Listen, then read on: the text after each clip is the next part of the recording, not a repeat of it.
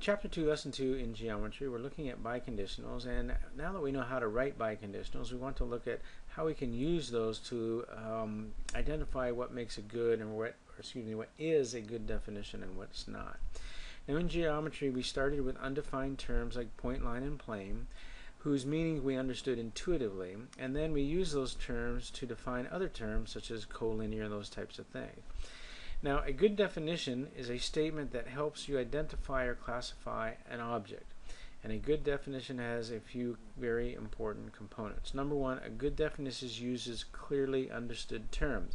We've been working with using precise terms and using terms that can't be interpreted as others, and making a good definition uses that tool as well. And we should only use terms that are commonly understood or may have already been defined. Secondly, a good definition is precise. And again, being precise and accurate in what we're talking about. Good definition avoids words such as large, sort of, like, you know, like, and almost, because those are words that large is really depends upon your perspective, and sort of isn't really precise, and it's almost isn't exact. So when we use a definition, we want it to be precise and be exactly what we're talking about. So we want to use these good practices when making a good definition. But for our concern, and the most different, or the one we want to focus on in this lesson, is this last characteristic of a good definition, and that is that the definition is reversible, meaning that you can write a good definition as a true biconditional.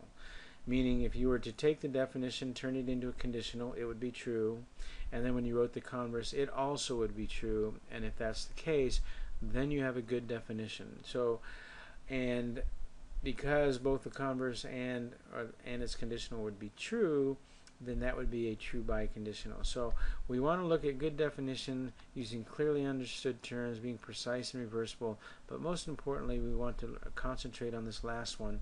And I want to make the point now, and I'll make it again throughout the video. When you're asked to explain why the definition is good or not good, there's only one explanation, and it doesn't have anything to do with the definition itself and what you're looking at. In other words, you don't take the definition and break it down, well, it's not true because, and then you start giving all these counter examples and examples. That's not what we want to do. A good definition is reversible.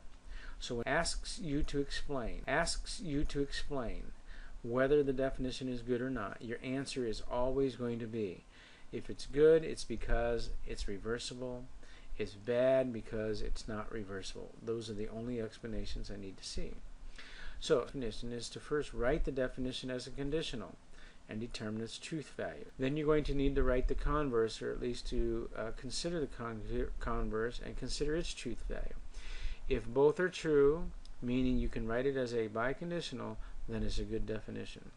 If it's not, if one of them is not true, then it is not a good definition. And again, here's the reason that you need to give, and it's the only reason you need to give.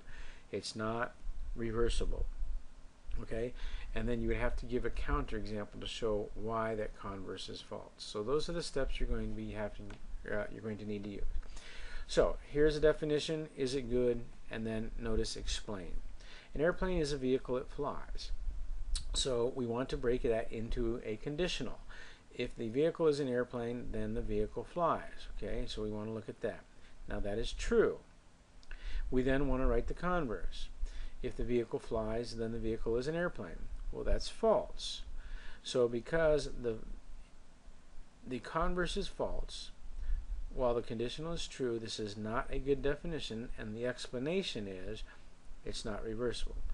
And the counterexample would be a helicopter. A helicopter is a vehicle that flies, meaning the condition of the converse. However, the vehicle is not an airplane. The conclusion is not correct. Or I come to a different conclusion with the same condition. Alright, notice the reason again. It's not reversible. That's all I need to say. Let's look at the next one. A square is a figure with 4 right angles. So again, I need to write it as a conditional. So if the figure is a square, then the figure has 4 right angles. And that is true. The converse would be, if the figure has 4 right angles, then the figure is a square.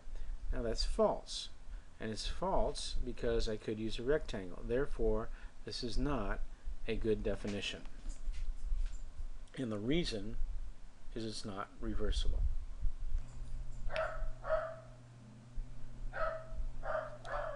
The dog is very happy somebody's home and someone will pay attention to him.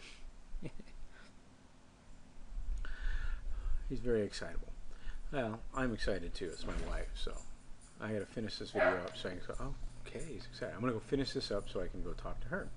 So here's an example. An angle bisector is a ray that divides an angle into two congruent angles. Is this a good definition?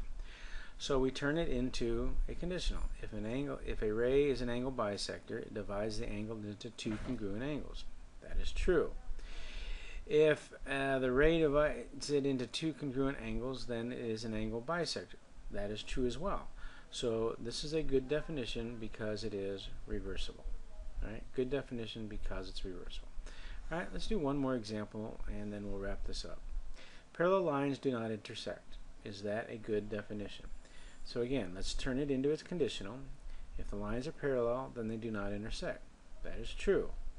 Let's do the converse. If the lines do not intersect, then the lines are parallel.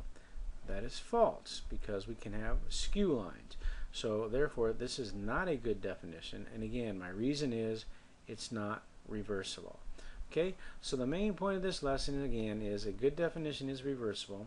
So when you're doing your examples, you want to turn it into a conditional, determine the truth value, look at the converse, determine the truth value, and then make your decision based upon that. If it's not a good definition, the only explanation you need to provide is it's not reversible. If it is a good definition, then the only reason you need to provide is it's reversible. All right? All right. Have a good day. I'm going to go see my wife.